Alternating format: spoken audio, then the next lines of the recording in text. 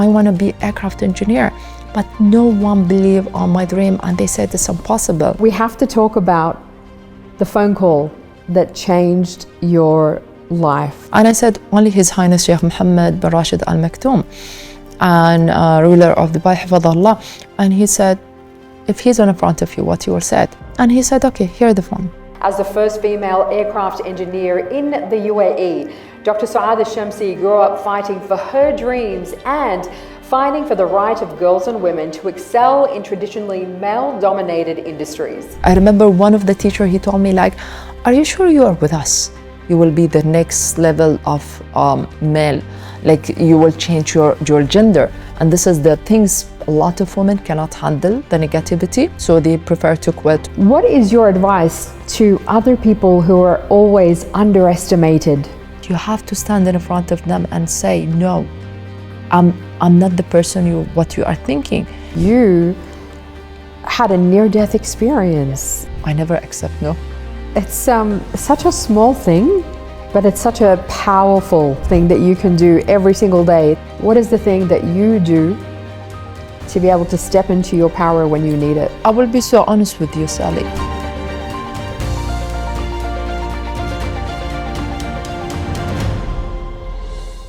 Welcome to Power Play with me, Sally Musa. Today's guest is a woman who's used to breaking boundaries across both cultures and industries. As the first female aircraft engineer in the UAE, Dr Suaad Al Shamsi grew up fighting for her dreams and fighting for the right of girls and women to excel in traditionally male-dominated industries. Not content with leading some of the region's top organizations in aviation, Dr. Shamsi is also an award-winning artist, a best-selling author, a mother to 2 boys, and so much more. Dr. Shamsi, it's so great to have you. Thank you, Sally, for this introduction. It's my pleasure. I'm so glad we finally are getting to sit down because your story is so remarkable on so many different levels. And I think it would be great to kind of go back to little Suaad. Where did that love of planes, that love of aviation start for you? And you know, how did it bring you here right now to this unlikely career? Just started a dreamer, a small girl, which she were so opposite of the other young girl. You know, usually when you see those girls of when 7 years and 8, they love dolls, makeup. I was fighting with my mom. I hate makeups. I hate dolls. I want cars. I want airplane. I want to break it and return and fix it. And all the mentality is like, you are a girl. And you know, this point when you think about it and ask God, why you create me as a girl? I want to be it's nothing say no for a girl to play with a toy as a boy. And I noticed like every time when I was in my mom's home, it's near to Dubai International Airport, and especially afternoon, I took all my book and go outside to count the airplane landing, those type of aircraft, and those days we never had a phone. So I cannot take a picture and see what type of aircraft. And usually I keep thinking like, there's someone flying this. We know they're a pilot, we know they're a crew and all of this, but who fixed it? Who designed it? And year and a future year, every week I go to my brother's room and I steal his cards. And when he wants to go to my mom and tell her, I give him my money. Whatever I save it for the whole week, I don't eat in the school. Whenever my mom, she give me the money, I give it to him to go and take his toy and start breaking. And it's like when she used to ask my brother like, who break it? And he said, Mommy, I break it, I have money else. And I was good liar in this thing. He used to cover for you as well. It was covering for me because he noticed how I'm passionate about it. I need to know every single thing. How old were you? I started when I was 8 and 9. It's the same my son age right now. And I remember in 1990, the first time I been into the aircraft. And I say hello to this cabin crew. She was so patient with me. Everyone settled, having their own lunch, and they are excited to see the TV. And I started from the first class to the last row in the economy, counted the chair, asking 1,000 questions. I remember those day we were flying to Egypt, and for 4 hours, I didn't sit on the chair. I just keep asking. And the pilot, he was like, you are so crazy. And I think you will be something in the aviation industry.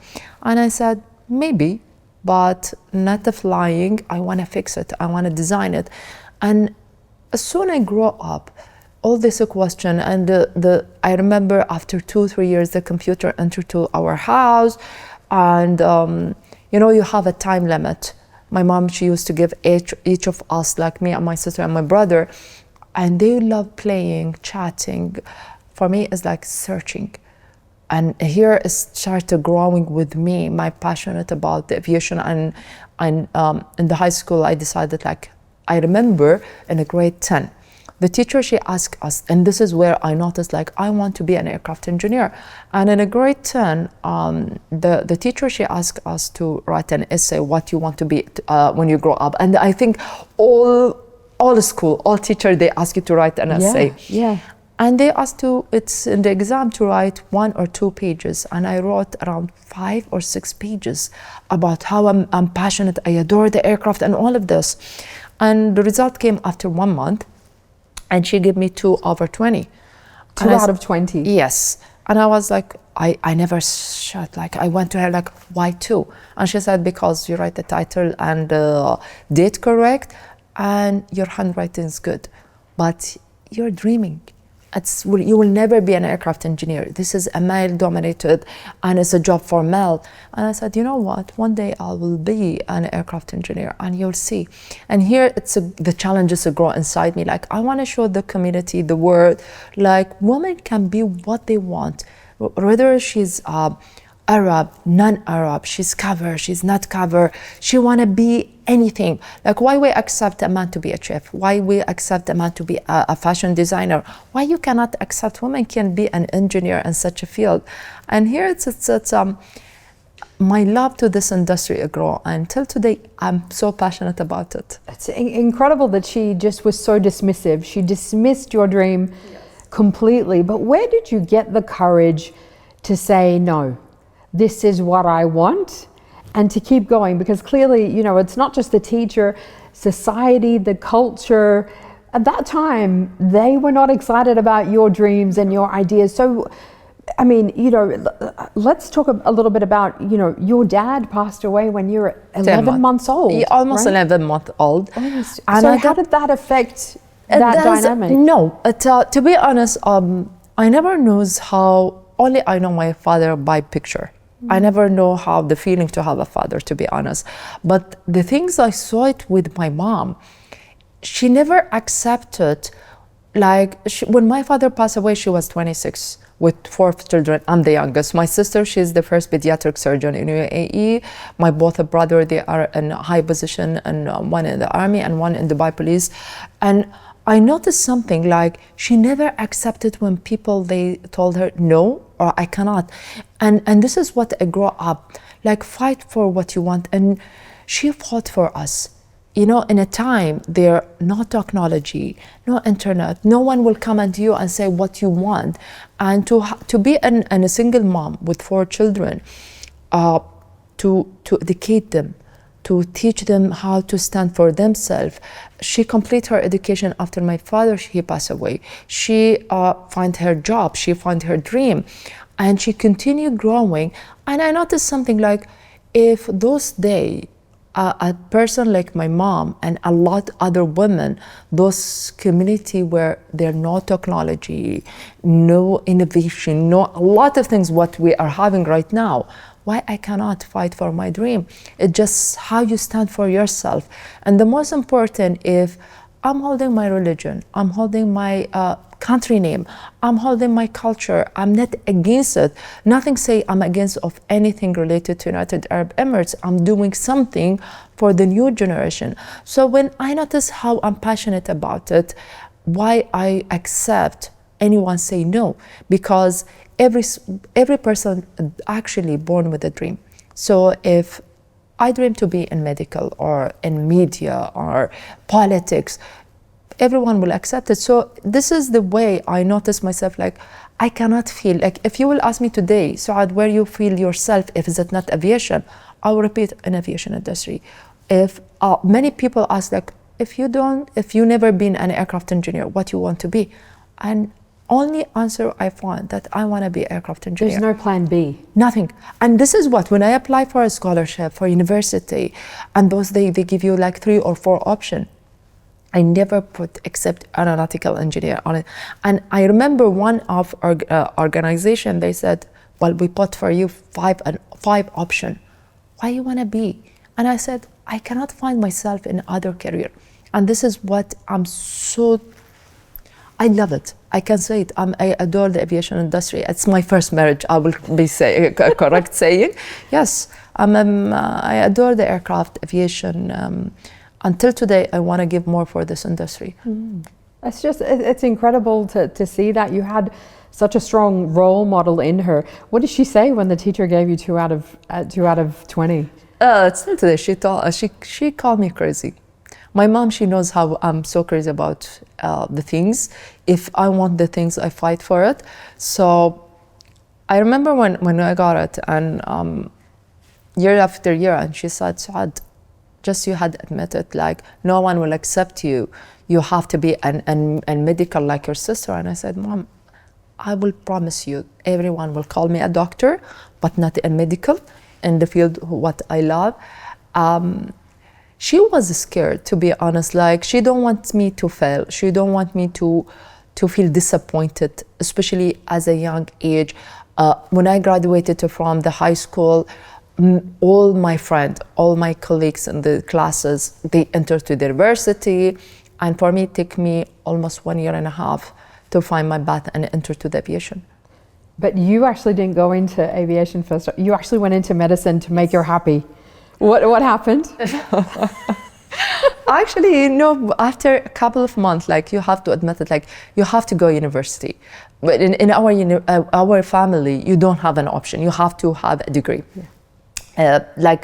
Higher diploma or a school diploma, there is no option in our family. You have to have minimum master degree. So I have to admit that she registered me, and she said, Suaad, you have to accept the reality that you will be in medical like your sister, your cousin, and everyone.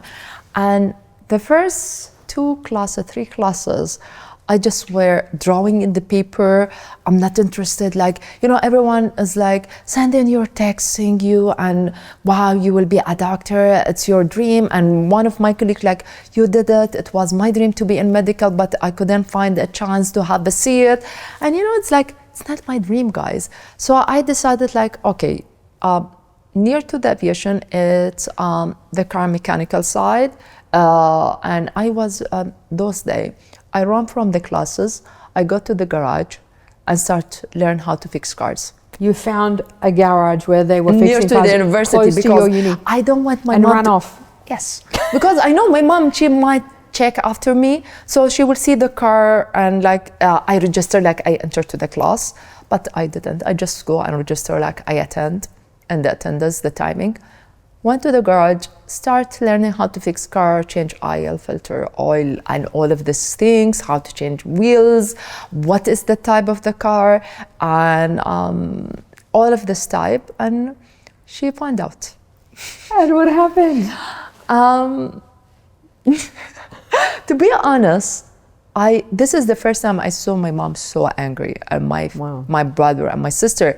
And after many years, I understood why they were angry, because they know that those days, my dream, it's impossible. No one accept me. So you have to accept, like, no, you will not enter.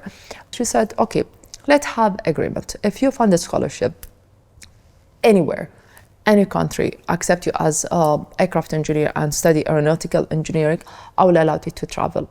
And this was the biggest challenge, because to find the scholarship, and already I finished my high school 1.5 years, it was the second level of challenge you can face it. Might have seemed impossible, but in this country, as we know, nothing is impossible. If you know the story of the UAE, you know nothing is impossible. And so we have to talk about the phone call that changed your life. And this happened while you were at this garage. Tell us what happened. Well, this is the sentence I hear it from 24 years. Nothing impossible in UAE, and don't allow anyone to tell you it's impossible. I remember this day very well. I was fixing Ford Mustang, and until today, I was like, one day I will have similar car because is this day it's changed a lot in my life. I was learning from my colleague in the garage how to fix a classic car. And I remember the car, those days it was 1969, Ford Mustang. Wow. And this guy, he came to check up for his car, and he noticed I'm there, 17 years old, and he stared at me like, what you're doing here? Are you from UAE? And we start chatting. And I told him like what I'm doing in the garage and about my dream, and everyone saying impossible. And he asked me such a question like, how can make your dream into reality, to convert it to reality? And I said, to be honest, I did believe like after God is my family, but my family couldn't do anything. They helped me to knock every single door. They took me to every single university, organization, scholarship, but every single time I receive a message into my sister's phone or an email, it's rejected. And I said, only His Highness Sheikh Mohammed bin Rashid Al Maktoum, and ruler of Dubai, Hafidhullah. And he said, if he's in front of you, what you will say? And you know, as a young 16 and 17 years old, like, you are going to scream like, I will tell him I'm your daughter. I got 90.3% in high school. And those days, you know, we studied such a huge book, not like semester, like physics 2 books and all of such thing. It was really different at that time. Different those days. It was crazy. Yeah. And he said, okay, here the phone. And you know, this a few seconds, either you want to run away, he's joking, or should I receive this call or take out this one? And all your dream, it's like, you know, few seconds, you all your mind about you are near to your dream, or it's just you will fill up from a huge mountain. And he was joking. And I said, what will happen? Let me gamble. Let me take the phone. And I took the phone, second ring, His Highness, he answered.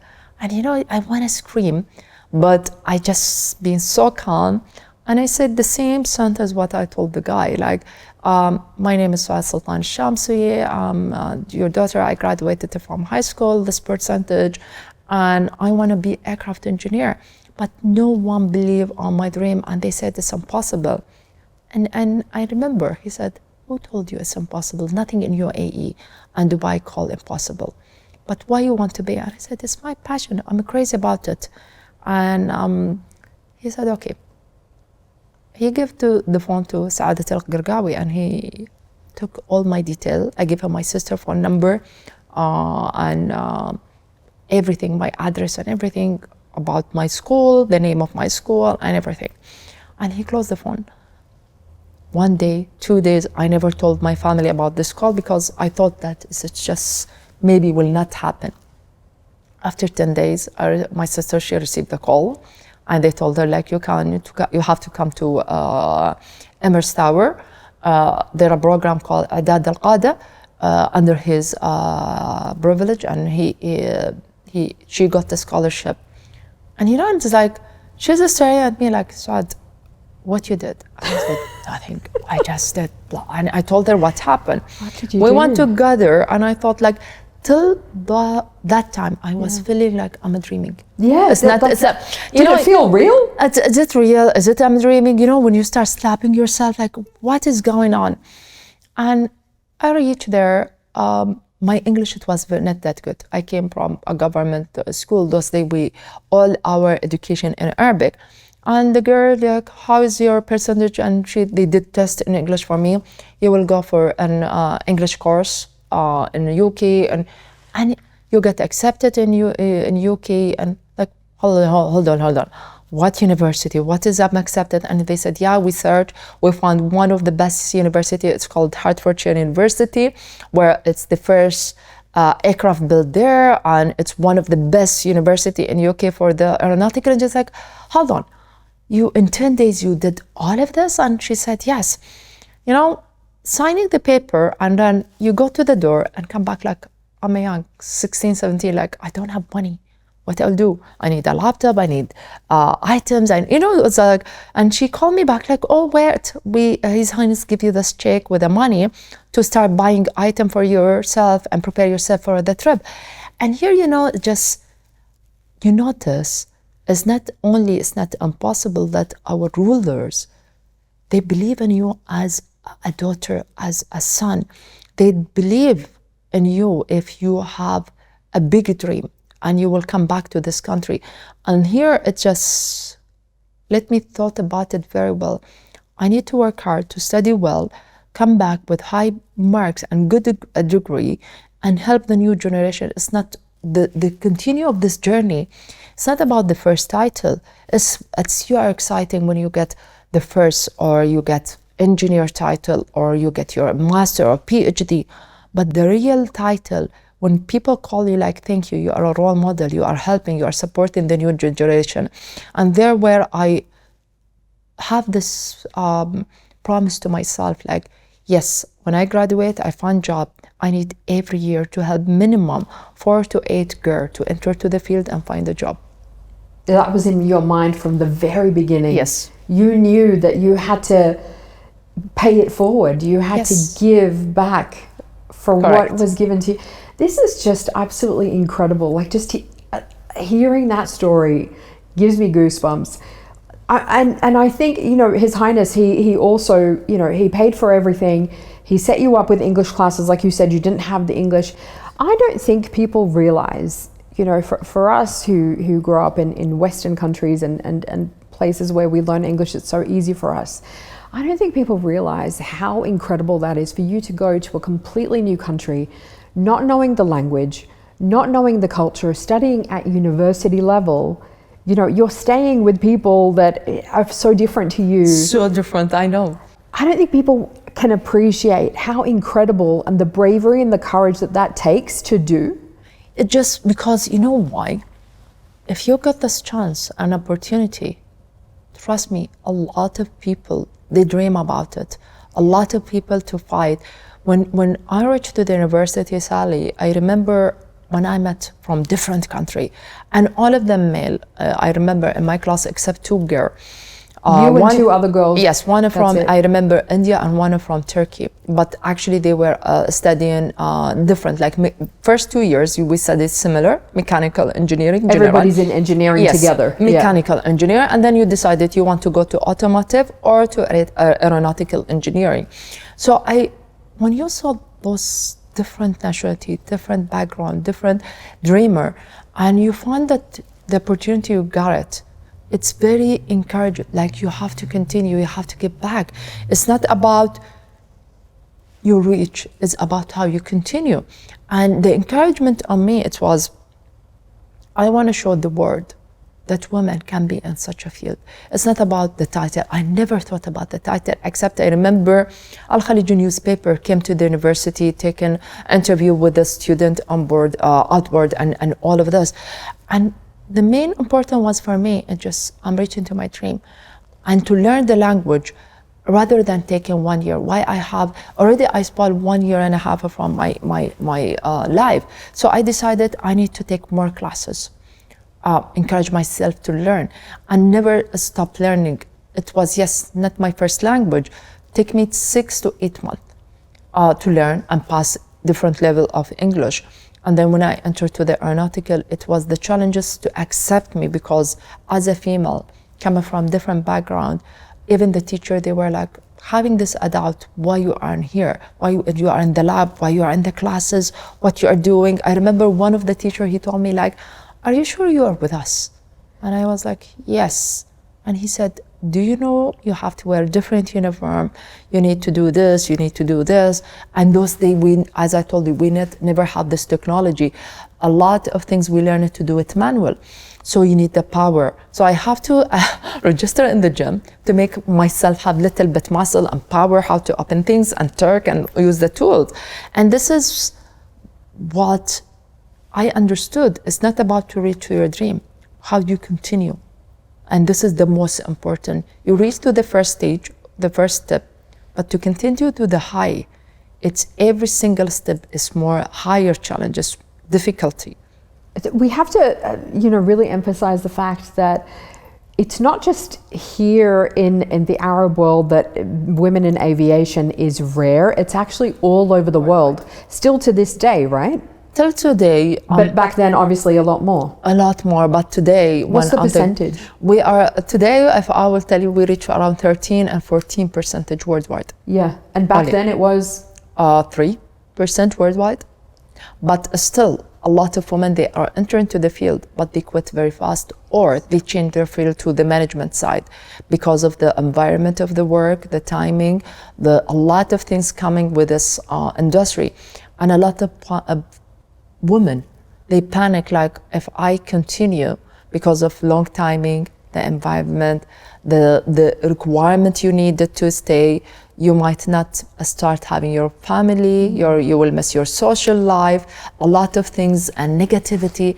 And some of the community come to you and say, oh, you will be the next level of male, like you will change your gender. And this is the things a lot of women cannot handle, the negativity.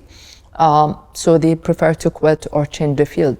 But some percentage, they are still there. What was the hardest thing for you? What was the biggest challenge at that time?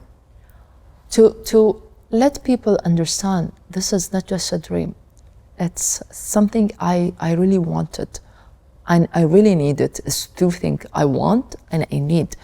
And this career, it will never stop me from continue as a female. Yes, today I can wear safety shoes, uniform, no makeup. You can see me in the side, under the heat. I don't mind. But in the end, I'm a female. I can continue, I can have my hobby, I can do my painting, do my writing, play with my kids, go outside to the farm. It's like, yes, I wear different hat, but in the same, I'm the same Suaad. It's no different. But what at that time, did people make fun of you? Did they not want you to be there? What did they say? Just, put us in that moment. The funny thing is people, they have this doubt, like what you are doing, just a title. Was it also because you're a Muslim and Arab?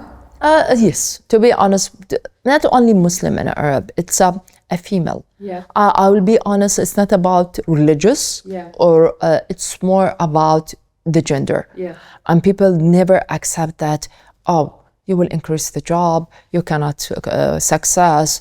And like people, they're studying your personality and and they don't know about anything. It just, they judge you. And this is the most difficult, when people, they judge you for what you look. And as I mentioned previously, like, I never had the ability to understand how people might see me in this field. You actually had a professor at university who was not really with you. He was quite against you, wasn't he? Tell us that story.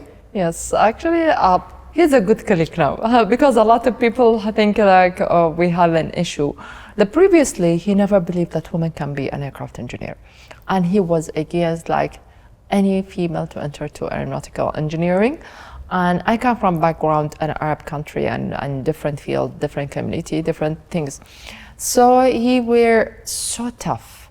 In a way, I remember the first time I entered to the lab, he came and he said, well, it's not allowed to come with hijab. And then I went out, I bought cap from the store, and he cannot say anything, because to be honest, a lot of men, they were wearing this hat. So you cannot remove it from my hair.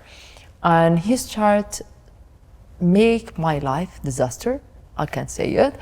And I never understood why he's like this. Is it against because I'm a female? Is it because from Arab country? Is it because what? I never understood. And I never asked him. And he, every year, like for 3 years, he gave us one of the topic in the university. And always he gave me the lower grade till the last year, he gave me a fail. And, He gave you a fail? Yes. And he don't want me to graduate. And on those days when you get a fail, you have two options. Either you graduate with diploma, or you have to repeat the model again till you success, and then you get your bachelor degree. And imagine you go back to UK every time because only one model. Every single subject A's and B's. And I never thought like the first time failed, the second and the third. And he said, Suaad, just admit it, accept it, go back to your country with diploma. And it just, I always remember my mother face and His Highness Sheikh Mohammed bin Rashed, like, after all this fight, do you want me to go with diploma? And I told the beginning, like, we are a family, they don't accept minimum except master. So imagine I'm the person who fought for her dream and I come with diploma? No. And I said, you know what? One day I will graduate with the degree and you will see. And subhanAllah, this day, I remember this year, I was sitting in my flat there, like, I don't have anything in UK. I just want to be graduated, go back to my country. And I called the university, I need to repeat the model, the full, because I failed, he gave me fail 3 times. So you have to repeat all the study and the classes for 1 semester. And they said me, Suaad, the professor, he's actually will not give this semester because he has an emergency and medical emergency. So we have another guy. And when you start dancing so happy, that astaghfirullah, like, I don't want to say it that I'm happy that he was having this emergency and medical issue. I said, I will register with this professor. And he was so kind, that second professor, and he looked to me like, what you are doing? And I told him the story, like, I want to finish this module. I register, and rather than I took it to 3 months, he could give me a chance 1.5 months, and he said, we will give you exception and get your exam. I passed the exam, finished my paperwork, get my degree that those days, and back to Dubai.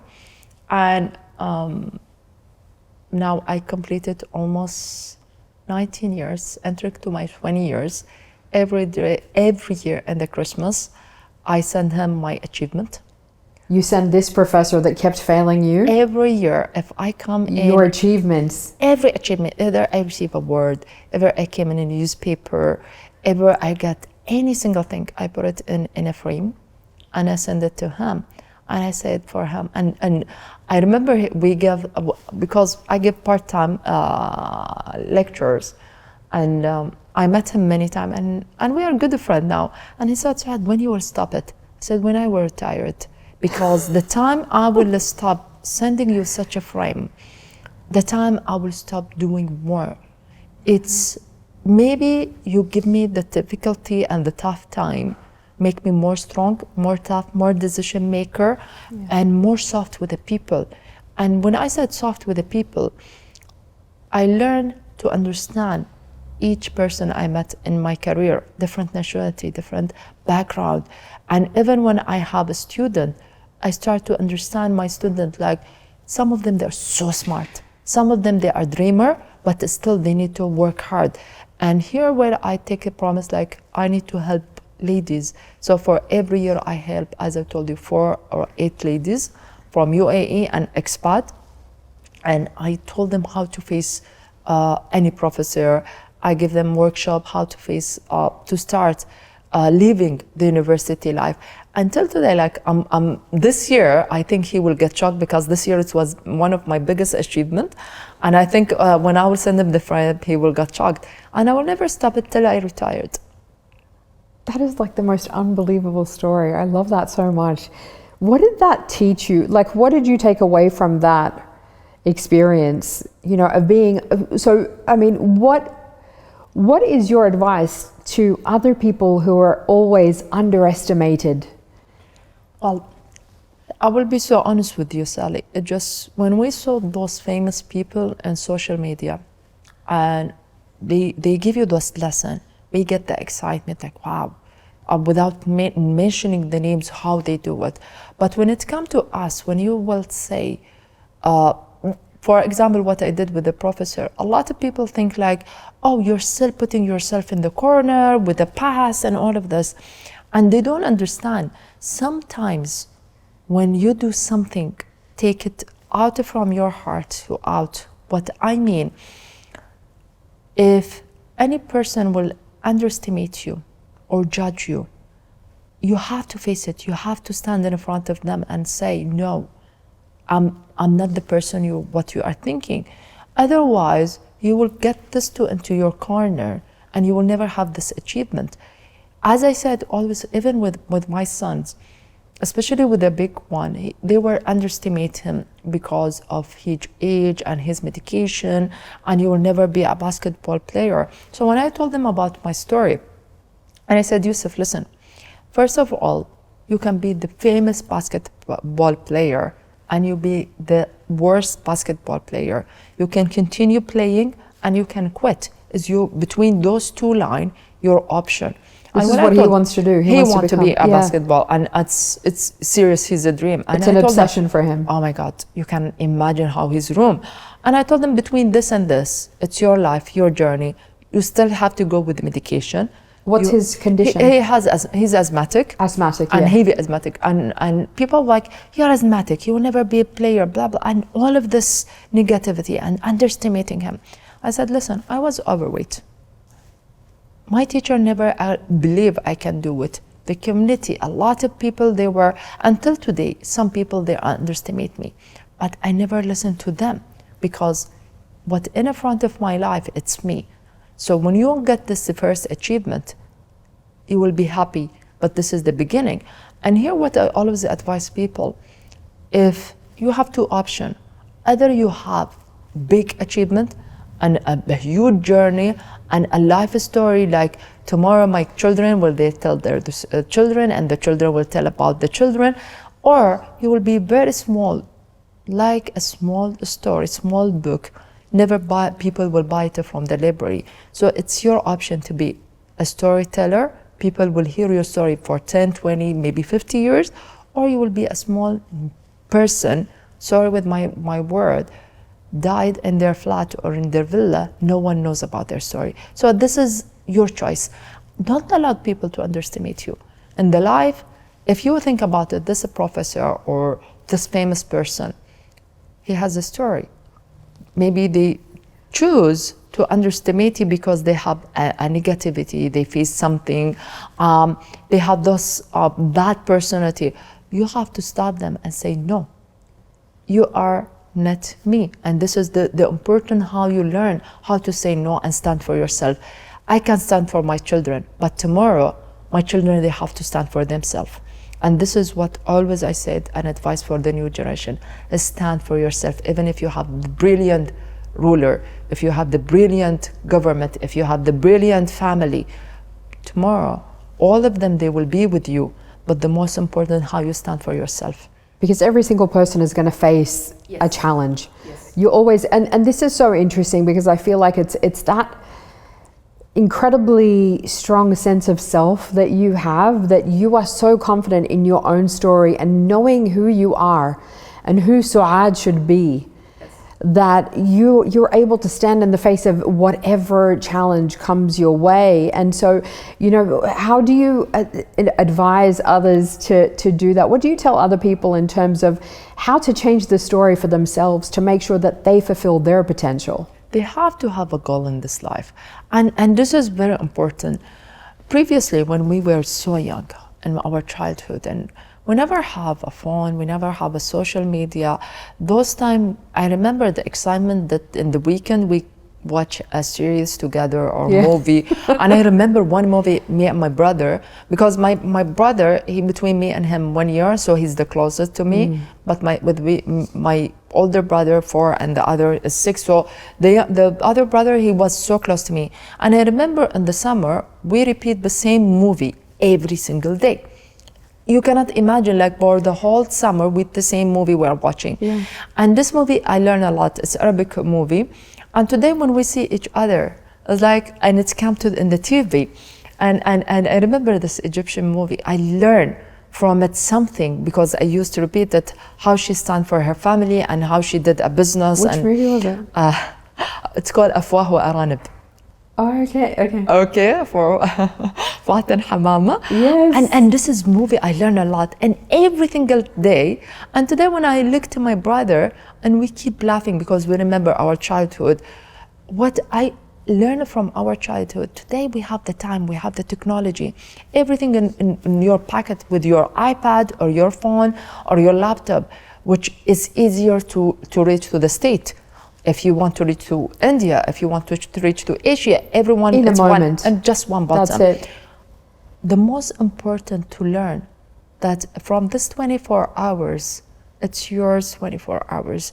You want to spend it in 10 hours on social media, following this famous person, what did, trend, all of this fancy things. People like, oh, you know, this she went to this trip, he went, they bought.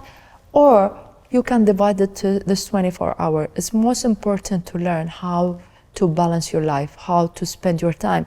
My most advice for me, to understand what you want. Take one day off and keep it for yourself. So this one day, not full day, half day, for me, without my partner, without my kids, without my family, it's just for Suaad. 6 to 8 hours, once a week. No one, even if I'm in my office at home or in the coffee shop, wherever I decided to be, they know this is the quality time for Suaad.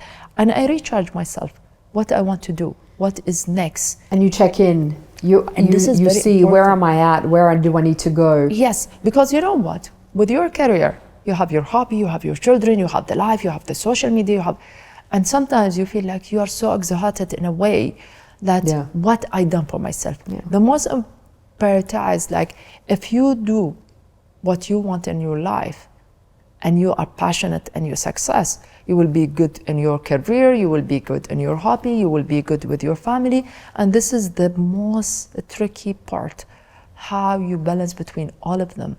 And this is my advice, like sometimes you need to take out, and I can call it detoxing from the social media, from the TV, from what is going on, and have peace of mind and think about it. What is my goal in this life? Because to success, many people, they go to their work every single day because of the salary and to continue living.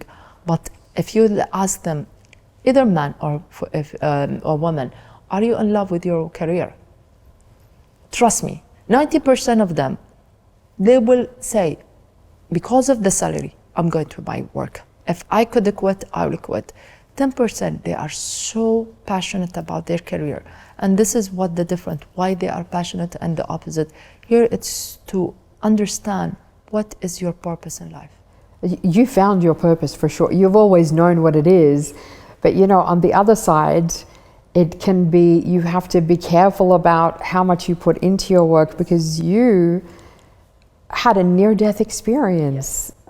Talk to us about that and what happened. How did that impact? Sometimes you give more than your energy, more than your power, I can say. Sometimes it's not only in your career, sometimes you give to the other more than you have to give.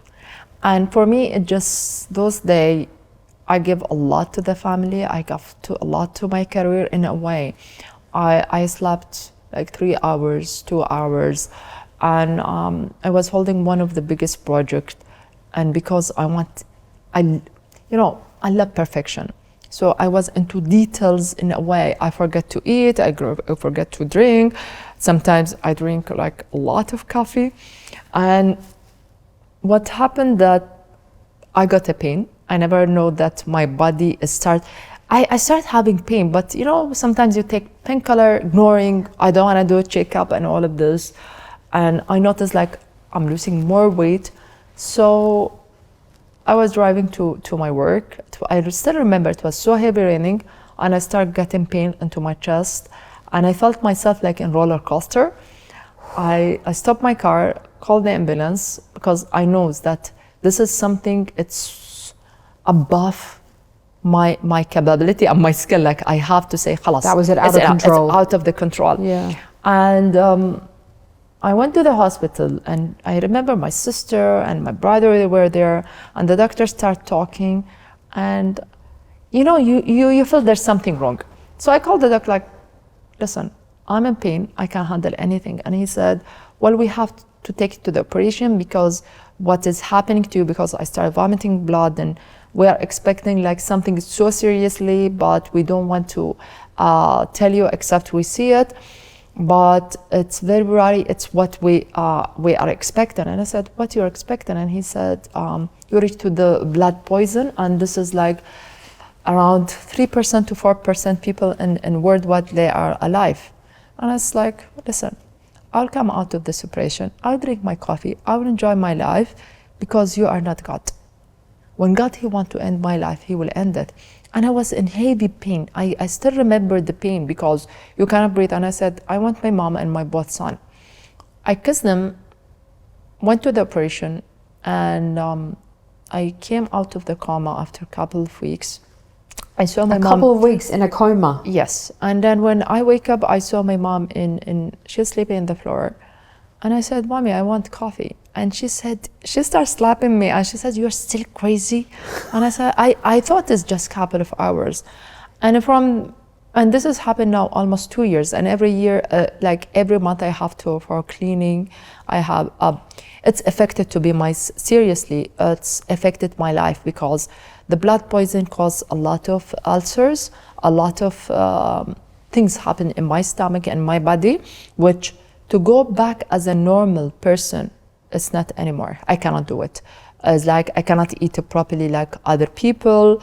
Every couple of weeks or month, I have to go for not only checkup, I have to go for cleaning and check the blood if I need the blood and all of this, which I think God, he put me in this exam because he wants me to understand the importance of the life and the importance of my family, the importance of, yes, to give, but not to give 100 or 200%. The importance of balance. To balance, because a lot of people, they are workaholic. And I used to be really workaholic in a way, I forget. And today I always keep saying for people, please take care of your health, because for me, it's the biggest wish for me to go eat normally. Like I always tell them, especially like, I want to eat, I want to have this. To be honest, I told them I want to complete the whole burger like a human, which I cannot now. My health will never accept me to go back as normal. And here I always advise people, don't reach to place that you are a workaholic and you think about your salary, your work, and give, because one day you will crash in a way. Even the work will continue, they will find a replacement for you, but your health will never replace. 2 years, thanks God I'm still alive, but will never be back to Suaad, the old Suaad. It's just affected you for life, this is it. Yes, under medication for my whole life, yeah. But you were so determined to come out of it. They were like, they were like, you're probably going to die from this. This is what they said. After this incident, I came out 3 days, happened again. I crashed again after 3 days, exactly 3 days. After I came out of the hospital, again happened to me. And again, they told me the same, and I was laughing. And every single person in my family, they know I'm a fighter. And this is what I keep telling people, just fight for life. Because you know what? I do believe if I will accept what the doctor mentality and my heart will accept it, and I will stop fighting. I need to accept that God created us. God, he has the time when we born and the time when we'll die. No other person, none. So between this is your journey. You choose to be weak or to be strong, to be happy or sad. So for me, it just, my journey, I wanted to enjoy it till the time come. It's incredible to hear you talk about it like that. Like you're so determined in every way possible. What did you change about your life after that to make sure that this doesn't happen again? It's very important to balance. Yeah. Then very important to understand when you got the pain, is mean you have to stop and go back to the doctor. I know my doctor, when he will hear that, he will say, Suaad, because I always, this is the first time in my life I see a doctor who keep calling the patient that you have a checkup. And to be honest, he always call my sister and Suaad, she didn't come. And I told him, doctor, I respect him, Dr. Khalid, like one day, because of my busy schedule. But to be honest, I hate to say for people, you have with this heavy schedule, you need to give time to your body, give time to break. And what has changed for me is to respect my body, to respect myself. You need to take once a day, 1 hour a day or 2 hour a day a break. Once a week, you need to tell yourself, enough. I don't need to work. I don't need to think about work. I don't need to think about anything except relaxing. And this is very important. I learned is like, don't admit like, I'm a workaholic. Don't say, don't say it proudly, I'm a workaholic, because this is not good. Don't make it part of your identity. No. Yeah. Because, you know, a lot of people do, like it's a badge of honor. Like, you know, so many people get burnt out. And you know what? I noticed after I came out of the hospital and I see what I was and where I reached and how my weight loss and a lot of things, and I know it will never come normal. When I saw people how they are so not only workaholic in their career, they want to be famous, they want money, they want to buy everything, and they are everywhere with their phone. I keep asking them, are you enjoying what you're doing? Because you don't have time for yourself. Yeah. You don't have time for your family. And the most important to understand, everything it will go except the loving person in your life. Because the picture when I saw it, when I was in the hospital and I saw the eyes of my partner, my kids, my mother, my family, it's make me, when I reach to a limit, like I know I've been too dragged to work, so I stop. It reminds you. It reminds me not like to do it. They will replace you one day. Let's be honest. It's true. Everyone. When it's I will retire, true. someone will get my place. It's so true. So this is the point. One of the things, you mentioned it very briefly, but I think, you know, it's hard for us to imagine. You were extremely overweight at one point. Yes. How much did you weigh? 160. 160 kilograms, not pounds, kilograms. Kilograms, yes. I can't even imagine what that must have been like. What was that like? How did you turn your life around? How did you turn your health around? The most important to understand is just, it's not okay to be fat. It's not because people will judge you, it's for your health. And I remember when I keep gaining weight, like whenever tell me like you're fat, I used to answer, it's not your business, I'm happy with my body and everything. And let's be honest, it's not good for your health. I reached to exactly 259.8 kg. And it's 200 gram, I will reach to 160. And I remember one day, it was a gathering, and by a joke, a couple of women, they were saying, oh, let's start having the dinner before Suaad, she finished the whole food. And it hurt me a lot.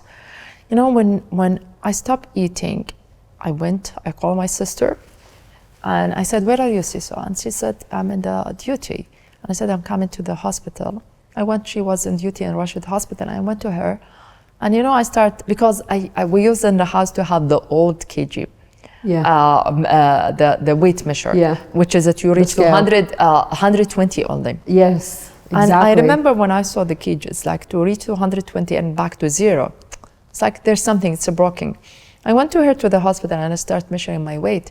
And I was shocked that I reached to this weight without noticing. And I never accepted, like when people, they were pulling me, they were joking, they were doing all of this. It's my mind, like it's my body, I'm happy. Did you get bullied for it? A lot. I reached to a position like, yes, I've been bullied a lot. And what did people say?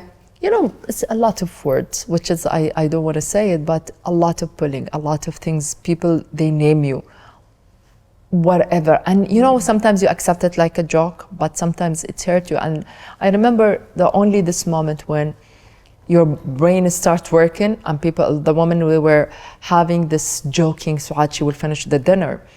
It's like the wake up alarm for me. And I decided it's time to change. It's time to change for Suaad, not because of the bullying, not is because what the woman boys said that day. It's about my health, my body. So it's time to change. Tried everything to lose weight, but the only thing I can tell you helped me a lot, that I need to change my life, even it will take me long years, many years, long time. It's not to lose directly, it's the healthy way, and accept like it will take 2 to 3 years. It took me almost 4 years to reach to ideal weight. Through lifestyle changes? Lifestyle, walking. Was there anything like in terms of mental health that you had to change in terms of your thoughts about yourself to help you arrive to that weight and to maintain it? To be honest, this is what I keep telling people. Don't pull anyone, because even when if you will reach to the ideal weight, still you will see yourself overweight. And this is what I always advise people, don't listen to them, because even when I reach to my ideal weight, I keep seeing myself in the mirror, I'm still fat. You know, all this negativity word and everything come to your mind, like I'm still fat, I'm still ugly, I'm still not nice, I'm even if people surrounding you, they said you are beautiful, you are nice, you are kind, all, even the positive word is still inside you.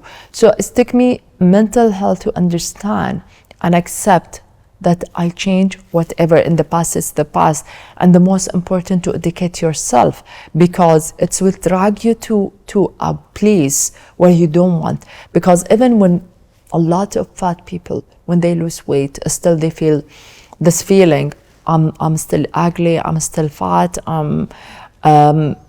no one will accept me. They said as well, you shouldn't be on the plane. What did they say? They should be not in the plane. A lot of people said you will break the wing.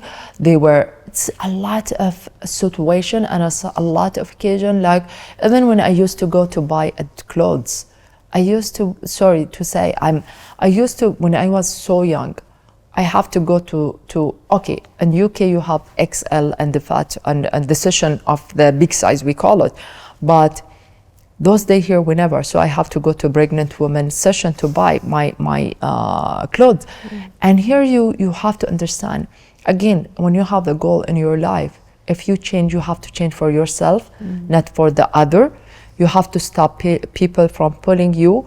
If you have a health condition because of a medicine you are taking make you overweight, you have to talk and say, stop it, you don't know about my health. The problem we always, and a lot of women, when they are facing a pulling or they're facing negativity, they don't stand for themselves. There's so much shame because you feel blamed.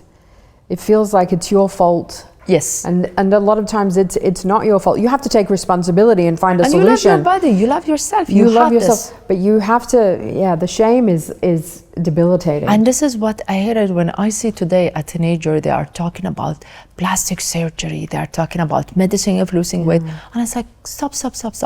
You're still a teenager, you're still young. Your body will go with a lot of changes. It's most important to love yourself. Because if I'm tall, the other person short. If I have the big bones, the other person will have the short. Like my sister, she's so petite, and everyone, they thought I'm the oldest. And the most important, how she loves herself and how I love myself. It's my advice for any woman. Don't look to social media. Don't listen to the famous people. To be honest, I say they are the bad influencer because they are advertising for a lot of things which is not the reality. The most important, stand in front of the mirror. For me, or Sally, or any woman, it's what you want, how you love yourself. If you give this positive energy word in the morning, like for me, when I see myself in the everyday morning, like, Suaad, you're so beautiful. I go to work without makeup, with the uniform. Oh, you look so gorgeous today.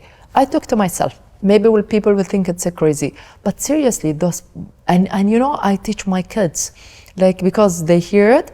Today, when, for example, I came today at this interview, they choose for me the shoes, the clothes, and the youngest, Cappuccino, he came, Mommy, you look so nice.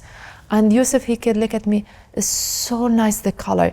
And you know, when you're teaching your kids to say this, even when you forget about it, then when they start, you will feel like so powerful. So the most important, how you surround with yourself, with people who really love you, and love yourself, and give good word morning for yourself. It's such a small thing, but it's such a powerful thing that you can do every single day. It's a simple thing, anyone can do it. Correct. Right? Cappuccino, your youngest one. You've got Yusuf and you've got Cappuccino. The youngest. The young. He's 6 years and Yusuf 9 years. And to be honest, I call both of them, they are the real purpose of my life. You know, we talk about women needing to be more confident, but I think it's so powerful for them to see who you are and what you do. What kind of an impact do you think that's having on them as they grow up? And you know, for everyone, it's not just, you know, these conversations are not just for women to take inspiration from, but it's for everyone. How important is it for young men, for boys as well, to see an example like you? To be honest, for me, it just, I always tell people, children will never stop you to grow in your career. They will support you. Because a lot of leaders think like having a family, having children will stop you from thinking, growing, developing your career, developing your skill. For me, it just to understand that they are supportive. They are the hand to let me continue. Like, I think they are the charger for our soul. And for most important, to build a family, to have the new generation in your life, they will continue after us. Because who will be there? Who will be support you when you reach to your 70s, 80s, 90s, and will remind you of your achievement? Maybe, as I told you, we are a replacement. Tomorrow when I retire, they will replace me with another young person, maybe female, maybe a male. The most important, the family, they'll never replace you. And to understand that as a leader, you need the love, you need the charging, you need those things to continue building your career. And this is where I find myself, like, I grow because of them. I'm so picky now, and I achieve more because of them, because I want them to be proud. In the end, when you go back home, the achievement you are doing, when interview will come out, if you success in your project, I do a lot of research. I did more than 28 research in aviation industry. And when it's come published and they saw it, the first people they see any book or anything I'm doing, it's my kids. And you know, when this abroad moment, it will keep you thinking like, I need to do more for them, not only for Suaad. And here the challenge is like, previously you do as a single, but when you have family, you do it for them. It's a package, I can say it. And here it's the most important to understand. When you make them part of your career, and part of your schedule, you will give more, you will achieve more. Except when you said for them, go out, I'm busy, and always you're busy. When they grow up, you will miss their child. Because a lot of leaders, when they think about their career, so when they retire, they notice they miss a lot from their children's life. You're not only in aviation, but you are an artist, an incredible artist, amazing artist, but also you're a best-selling author. We have to talk about this because you have a book that is called My Wish is to Kill a Man. Is that right? I want to kill a man without evidence. I wish to kill my man. How to kill your man with no evidence, yes. Why? And the part 2 coming this year. This sounds like, you know, getting rid of the obstacles in your way.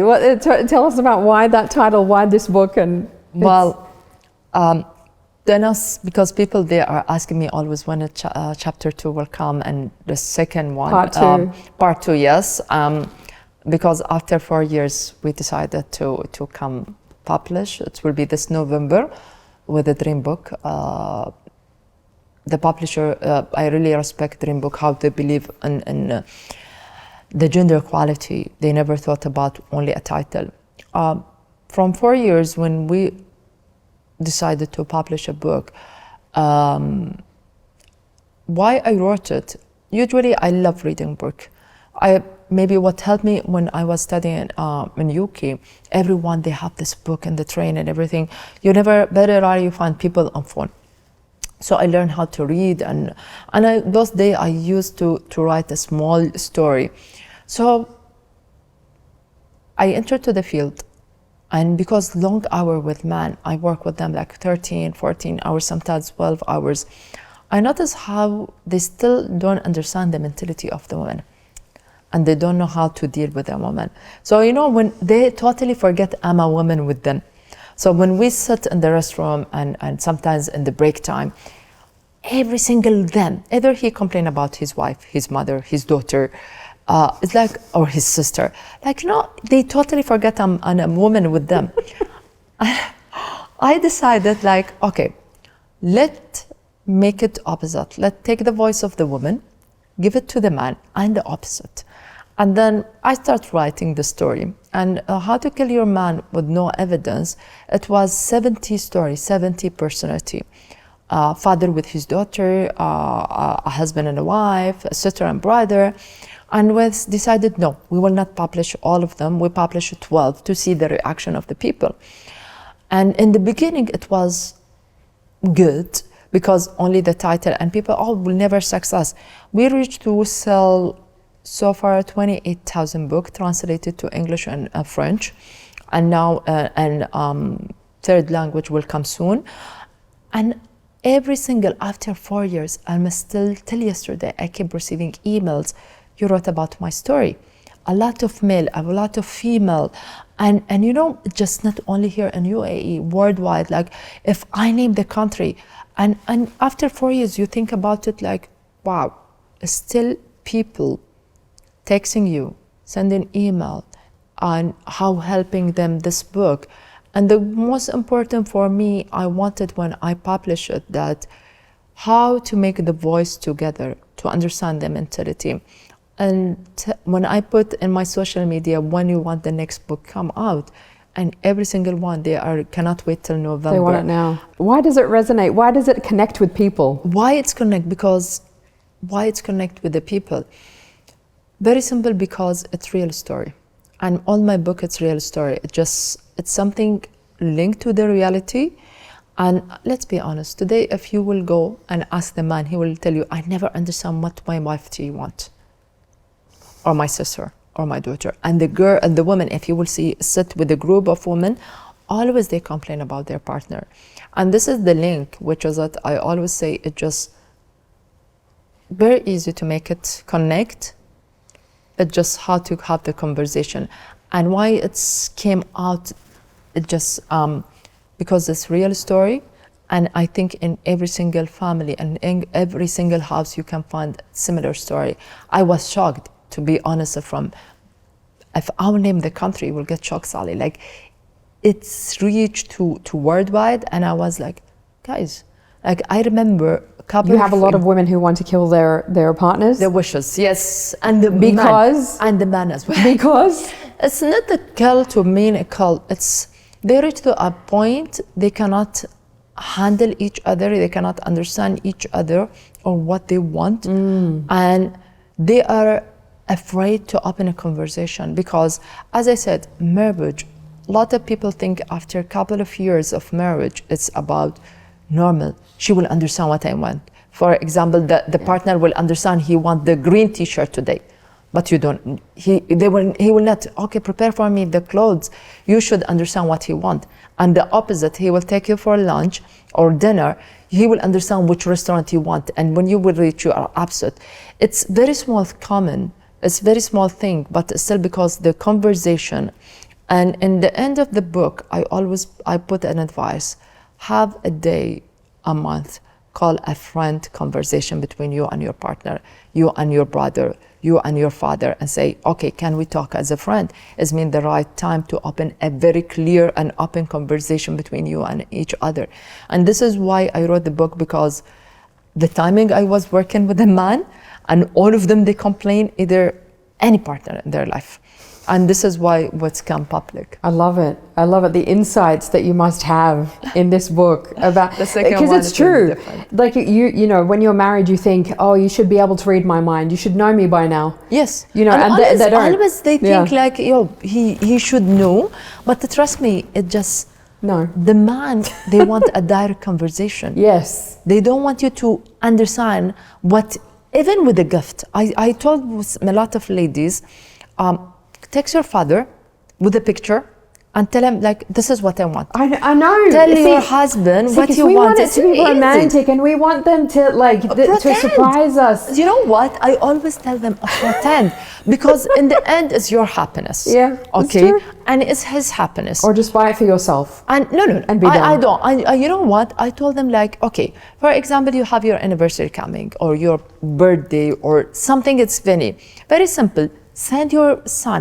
send your daughter, or very simple. Text your father-in-law, your mother-in-law, and tell him like, can you tell my partner this thing? That's it. And pretend. Pretend that it was And an you will be accident, happy. that it You was a will be happy surprise. at the end of the story. Exactly, like they were paying attention. They're not. They're not paying attention. It's all Direct conversation. Everyone, be direct. Exactly. I love that so much. You know, as we kind of end off this amazing conversation, what do you think are some of the biggest misconceptions that people have about Emirati women? You know, I don't like when they thought that we get everything is easy and simple. Like if you will click your hand and say, I want this, you will get it directly. Yes, thanks God, we have the best government, we have the best ruler, we are in the best, one of the best country, be rated like one of the best 5 country in the world, and every single day. And the trust we got it from our ruler. Today, when they trust me in one of the biggest projects with a huge budget as a woman to lead it, this is my second project in aviation, and I'm so proud to say it. But worldwide, thinking, oh, because you are Emirati, you got it easy. We started from scratch. If you will go to a lot of Emirati leader in UAE, they start junior. They started from the first step in the stair until they reach to the leader. And we fight for our right. And this is the thing I want people to understand. Yes, we have the opportunity. We have every single thing. But if you don't worth it, you will never get it. They will not give it to you as a piece of gold. You need to show that you are committed, you are capable, you are good for such a position. And when they give this faith to you, our ruler, you have to have this responsibility. So any leader, woman, if you will go and meet her today as Emirati, she has a story, she has the challenges here, she has a fighting story till she reaches to this position. So this is what I always tell people, don't estimate women that she got it, the position directly. Or that she got it because she's a woman. No. Or, you know, just here because, we have, to be honest, we had the right, and when they give it to you, not because of you are a woman or a family, or it's because you're worth it. Yeah, you had to fight for it. Yes. Exactly. And work hard for it, not just fighting. And finally, what is your power play? What is the thing that you do to be able to step into your power when you need it? I never accept no. I never accept no. Even in my career, when they said, for example, it cannot be done, I'll do it. It's the time limit, I'll short it. I never accept no, because I know there's many ways to do it. I'm not saying illegal, it's legal way, but because people will maybe understand me wrong, especially with aviation. But I believe there are no dictionary or rules can ask you not to change a thing. So don't accept no because they told you no. Don't accept the rejection. So this is my power. If you will tell me no or you reject it, it's the big fight for me to show you the opposite. And I never sleep except I show you that I'm a winner. I know it's sometimes bad, but I like to show the world like even anything. And this is a copy my smaller son now, Cappuccino. He don't accept no, and he always want to win. I love it. I love it. You just, when you sit here, no, it's like game on. Yes. I'm going to show you. It started. This is it. I'm going to show you. Yes. Where there's a will, there's a way. There are way.